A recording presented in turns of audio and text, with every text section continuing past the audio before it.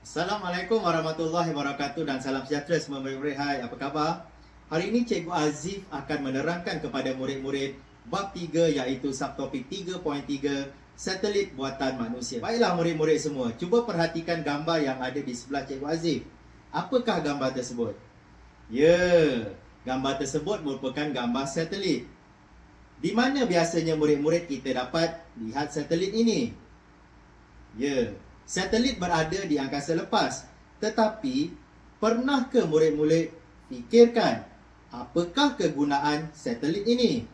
Apa ya kegunaan satelit?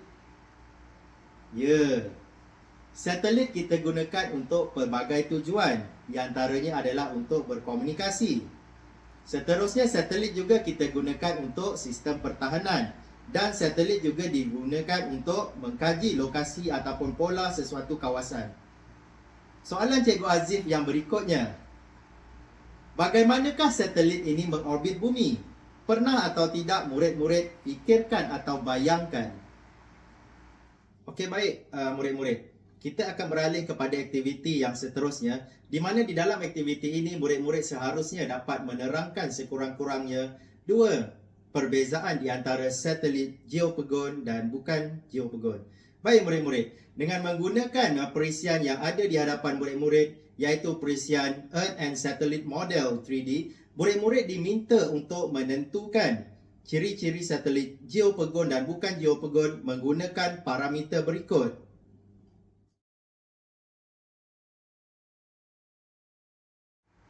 Baiklah, murid-murid, setelah mengetahui 4 parameter yang telah dimaklumkan oleh Cikgu Azif sebentar tadi, di dalam masa 20 minit, murid-murid diminta untuk melakukan aktiviti penyiasatan bersama-sama dengan rakan-rakan murid-murid secara berkumpulan untuk menyiasat ciri-ciri di antara satelit geopegon dan bukan geopegon. Dan seterusnya, Cikgu Azif akan meminta murid-murid untuk melengkapkan pemerhatian tersebut di dalam sehelai kertas yang telah pun Cikgu Azif sediakan bagi setiap kumpulan.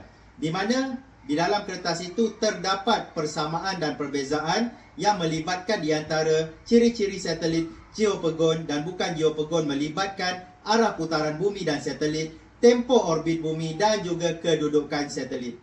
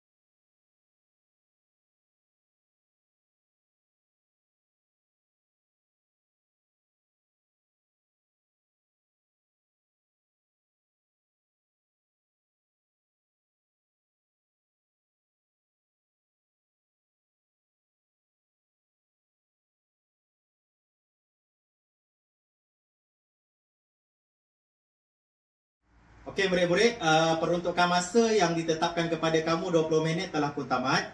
Kamu semua diminta untuk melengkapkan helaian tugasan yang telah pun diberikan oleh Cikgu Azif sebentar tadi.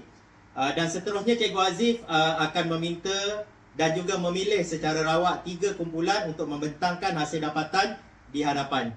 Tahniah Cikgu Azif ucapkan di atas pembentangan sebentar tadi. Rata-rata daripada kamu telah melakukan tugasan yang sangat baik dan telah membentang dapatan aktiviti kamu dengan sangat baik. Tahniah Cikgu Azif ucapkan.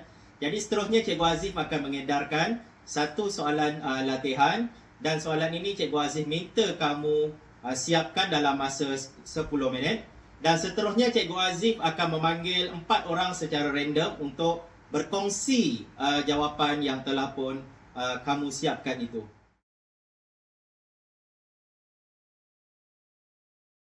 Baiklah murid-murid, sesi PDP kita telah sampai ke hujung.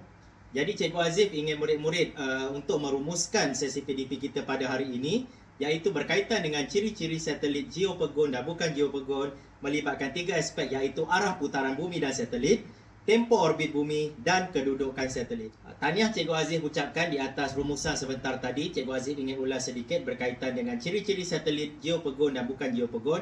Melibatkan aspek yang pertama iaitu arah putaran bumi, di mana satelit geopegon arah putaran bumi adalah sama dengan arah gerakan satelit. Manakala bagi satelit bukan geopegon, arah gerakan satelit adalah tidak sama dengan arah putaran bumi. Manakala bagi aspek yang kedua melibatkan tempoh orbit bumi, satelit geopegon mengambil masa 24 jam, di mana satelit bukan geopegon mengambil masa lebih lama ataupun lebih kurang daripada 24 jam.